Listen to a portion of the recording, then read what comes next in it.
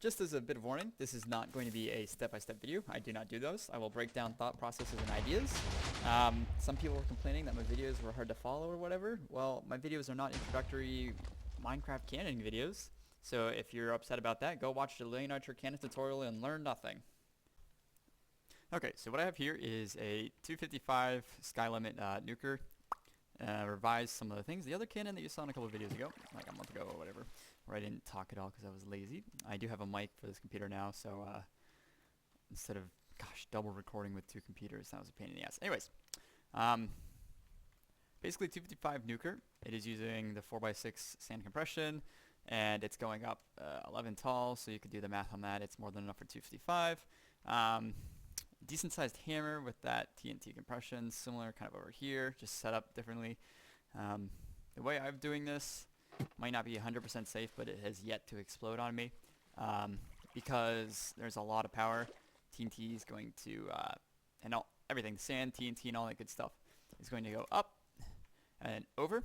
You could actually probably build this like lower and just raise this barrel so that there's even more space up here. But the way I did it was just so you didn't have to do like some goofy hammer or L-shaped nonsense or sideways compression into the barrel. I don't know. I think most 255 stackers are like stupid, so I kind of like how I've done this, and I've had no problem. So this is again using like the tunneling effect and all that, as well as like how things are sequenced. So the biggest thing is first the main power. Well, okay, you have all like the little boosters and you have the main power like tick off, so whatever. Then you have the hammer tick off, and in the same tick but later in the sequence you have the slabbust. Then there's like a break, like space, like, yeah, there's like distinguishable event, I don't know, separable event, I'm trying to figure out a better word here. Then all the sand falls. So the sand doesn't start falling, it completely, all of it falls into the cobwebs or is in a falling state. Like nothing else is going on but that. Then you have the hammer tick off again, and in the same tick but later in the sequence, because the slab busting tunneling effect using like 4 repeaters on a single tick instead of like 1 on 4, you have the nuke tick off. So to recap, it's the hammer, break, all the sand falls, break, hammer and slab bust or nuke, break, and then the cannon fires. It's kind of breakdown what I just said about order of entities and how things matter. You'll see this more later. I'm going to do some demonstration with the sands, but first I'm going to talk texture packs. I'm using a couple different things, shaders obviously, and resource packs. I'm using these two, which are 512 by 512. This is only 256.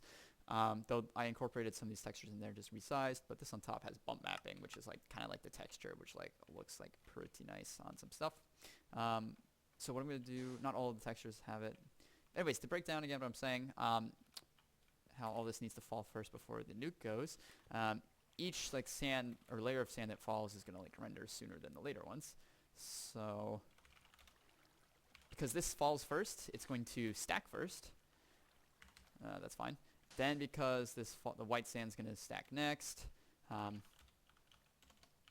because it falls after the red sand. Whoops. Okay, fuck. Okay, so then the gravel is going to stack after that, and then just for this we're going to set as anvil, and that's going to stack last with one piece of red sand at the top.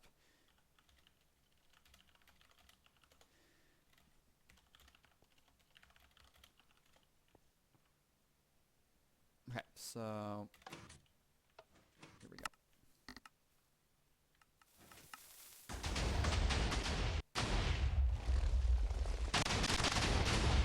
Okay, so the red sand at the top, like I said, that's the hybrid sand. Then we have these anvils, then gravel, white sand, red sand. So basically that kind of demonstrates things. If you have things on different timings, things will stack in different orders. So yeah, back to the other stuff. So then what's going to happen is you go back into the cannon. This is the slab bust. It is a block lower. Whoops, sorry. This is where the slab bust is going to push, as well as the nuke, which is there, which is also this at the same time. But it's going to go, it's going to hit up here, and it's going to be 1 block lower, like normal, than the hammer. And because this is going to tick off at whatever time, it is going to go down and bust 22 or whatever slabs. Then the sand right here is going to be in the same block, but it's going to stack all the way to 250 whatever. Then this is going to try and move downwards, but it can't because the sand is stacked on it, because this system ticks off after the sand is falling. So it's going to render after or something like that. So it's going to just chill there, again, one block below the hammer. And then, because the hammer's already gone off, we now have the hybrid sand and it's solid. So then on top of that, we have this hammer to nuke all this downwards and scatter down. So before I fire the cannon, I want to kind of go over a few like little things I've got here.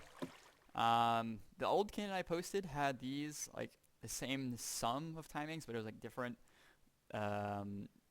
Yeah, so like actually like depending on where you put things, you can have things quick pulse, which is wrong. So I apologize for that. I didn't notice it. So I have I think this is called a T flip-flop. I used one on the other cannon I posted a download of. It was like with pistons or whatever, and it was just like one I like really knew from a long time ago. What's going on here is, okay, so as we see here, this block is going to power whenever that's pushed, and it'll turn this off. So that's going to be on, or that's going to be on. See how that like alternates? So that's every button press. And then however you have, I might have done this backwards, but you see how like that's locked? So like if you can imagine if you put like that, there's no current. We'll have it, actually it depends. You can have it come out here or you can have it come out here. I'll actually do both so you can see. Okay, so right there, it's like turned on that side. If you push it again, it turns that side on. So if you follow this through again, it's going to stop. See how the current stopped here? So when we unstop it by turning this off, because this is going to get powered, this torch is going to get lit. But because there's current going through here, it's going to stop it, and it's going to lock it, which I'll show. And then see how it's locked there still? Because as these two switch, because this stops powering, that turns back on, these are going to flop, and so it's going to lock the current. So every time you do it, it's going to flip it and just hold it with the little bedrock switch. So however Minecraft decided to make that work, that is what I've got going on here. So that's obviously for this first one. And this is also, sorry, let me explain why I have this. This is so that you're not nuking every shot, so you're saving TNT. You could like just be lazy and not have something like this. In every single shot, it will stack and nuke down, stack and nuke down. But what this is doing is I just have the switch, so every other shot, the hammer won't double pulse, this won't double pulse, this won't double pulse, whatever. So it'll fire normally, and then the current, I have it going around for this scatter. So it'll scatter, then it'll nuke, and then it'll tear both walls down though, as well as the sand stack. So you're just saving TNT for the same effect. You could be lazy and not do that. So yeah. Okay, let me get rid of this. Okay, so yeah, this is for the pistons right here, so to turn it on or off. So right now it's set to scatter, because these pistons are retracted, meaning that it's not going to activate this or that again. So yeah, when this fires off, ticks off, whatever, it'll go ahead and push these after the cannon fires. And then I don't really like how I have it set up for the scatter. You know, whatever, super lazy way of doing it. But it'll just alternate back and forth, which is kind of useful. Some different things you can do with this. Like I said, you can raise it up. The reason there's trapdoors in this right now is because I can't place anything higher.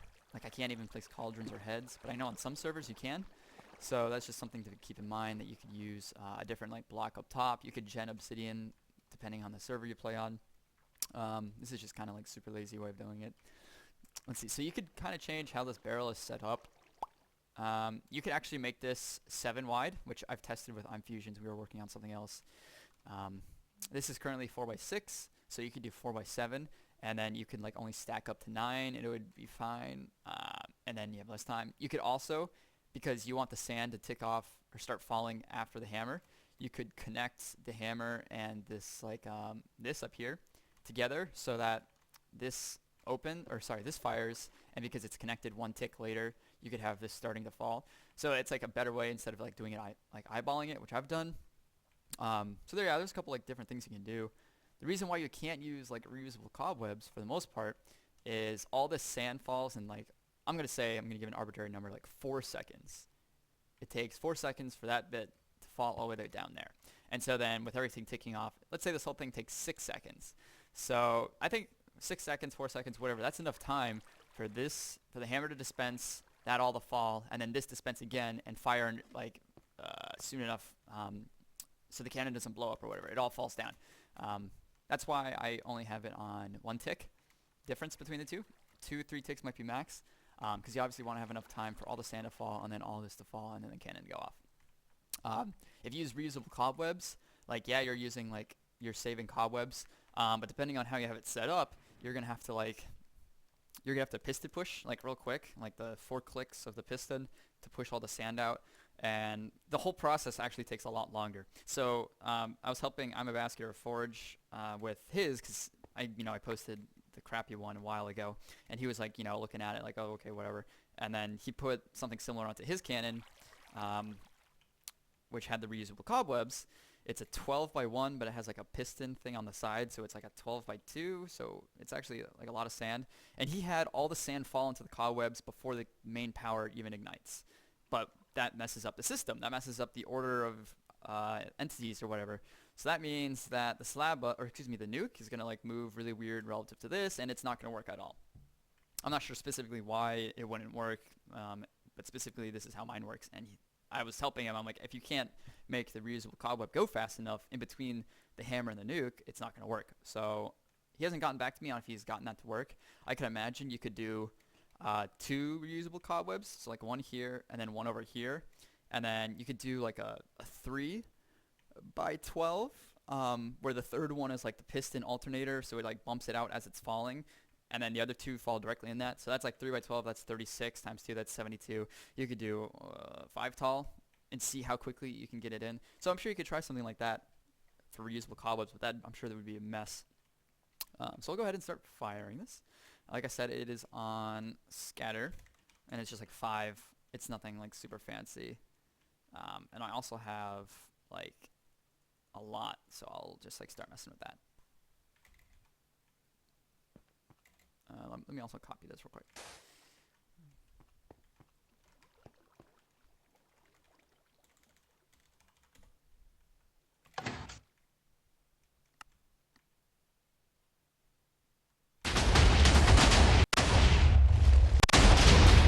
Okay, so it's scattered.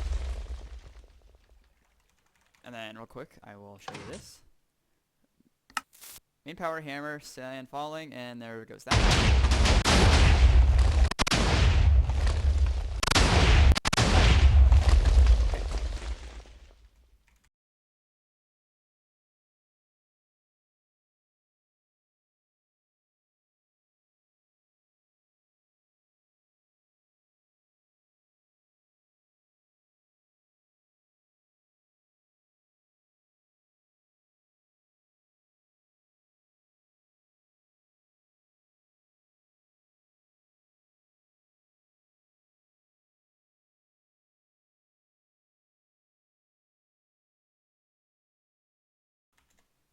Couldn't remember the toggle to reactivate that shit. I'm a dirty little cheater. Okay, so that went, yep, okay, there's that. So we're now going to, I think just, okay, I also probably could change that. That'd be nice.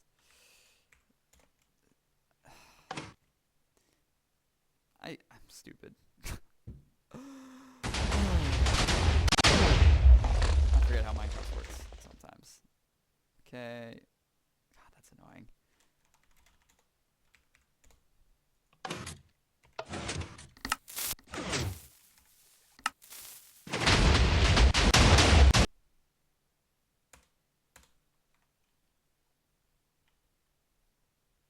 Okay, so I need to add a tick, because what happened there was, see how it's stacked with like really low, with like only difference in 10 chunks, excuse me, and it was set to nuke. That means that the hammer exploded in the midair, but the nuke exploded on the wall, so it's stacked. So let's try this again. Okay.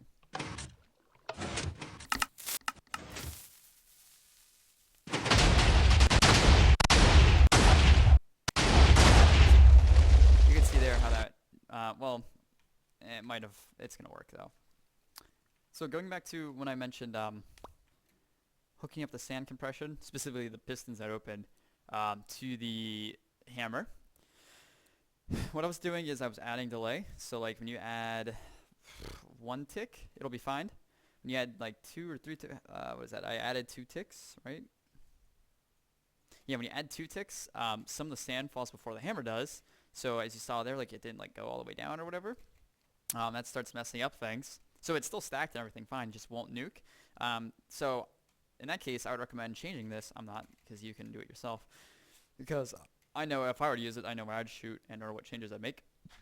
Excuse me. But hooking the hammer, specifically like, you could connect right here, or even right here, to this. You could also like add a tick there or whatever, because that should work fine. But yeah, basically you can then make sure that the sand falls after this does, and then you might need like a 4x7 if you really want to add a lot of delay, or you can just add more main power. You can, with this compression type, you can like shoot it out 3 or 4 blocks to the left or right, but you wouldn't want to do that because there's blocks in the way in this one. So yeah, I mean, this is a Canon. Cool. Download and stuff will be in the description like normal. Yeah.